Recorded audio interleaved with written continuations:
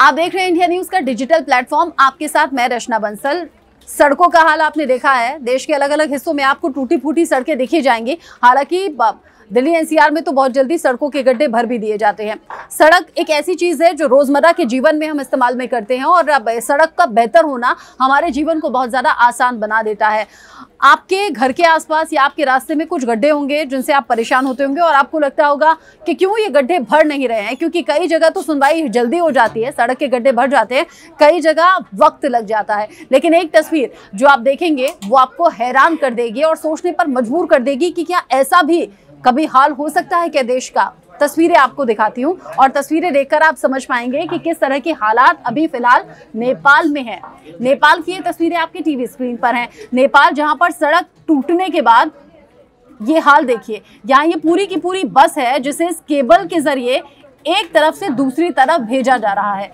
अंदाजा आप लगाइए कि कैसे ये बस हिचकोले खाते हुए एक तरफ से दूसरी तरफ जा रही है। कोई बड़ा हादसा भी हो सकता है क्योंकि चेयर कार, ये जो केबल से चलने वाली कार होती है, केबल कार कई बार हादसों का शिकार भी हो जाती हैं, ऐसा हमने देखा है। लेकिन केबल कार में क्या होता है कि 4 से 5 लोग ही बैठे होते हैं, लेकिन ये पूरी की पूरी भारी भरकम गाड़ी है, मिनी बस इसे कहेंगे, और इसमें कई लोग सवार हैं। लेकिन आप समझिए कि कैसे अगर एक तरफ से दूसरी तरफ जाना है और कोई जरिया और कोई साधन है नहीं। यहाँ कभी सड़क हुआ करती थी, सड़कों का हाल कैसा है। जो सड़क बनी हुई दिख भी रही है उसमें भी आप देखिए कि कैसे पत्थर हैं, टूटी फूटी सड़क है और यहाँ से आगे इस पार से उस पार जाना था तो इस केबल का, ये केबल जो आपको दिख रहा है, इसी केबल का इस्तेमाल हो रहा है। इसी केबल के जरिए इस मिनी बस को इस तरफ से उस तरफ भेजा जा रहा है। इस देश की हालत देखकर समझ सकते हैं कि सड़कों की हालत कितनी ज़्यादा भयावह हो सकती है।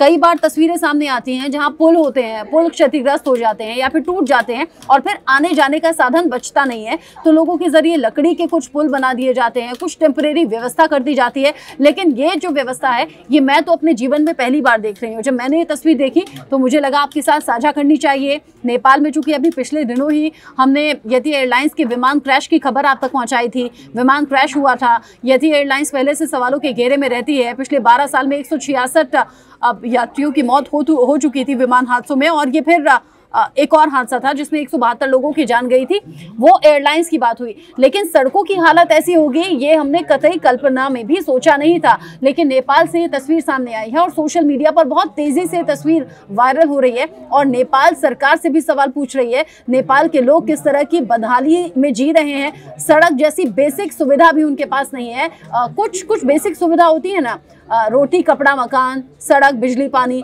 ऐसे में देखिए कि सड़कों का ये हाल है जहां पर इस मिनी बस और इस मिनी बस में बैठे हुए यात्रियों को एक सिरे से दूसरे सिरे, क्योंकि सड़क तो है नहीं, जाएगी कहां पर बस, इसीलिए इस केबल के जरिए इस बस को यहां से वहां भेजा गया। आप समझिए कि जान आफत में रहती होगी, सांसें ऊपर नीचे होती होंगी जब से यहां से लेकर वहां तक ये बस पहुंच नहीं पाती। बस लोग राम भरोसे जान जोखिम में डालकर इस तरफ से उस तरफ जाने की कोशिश कर रहे हैं, जैसे तैसे उन दूरियों को पाटने की कोशिश कर रहे हैं जो दूरियां इस टूटी हुई सड़क ने बढ़ा दी है।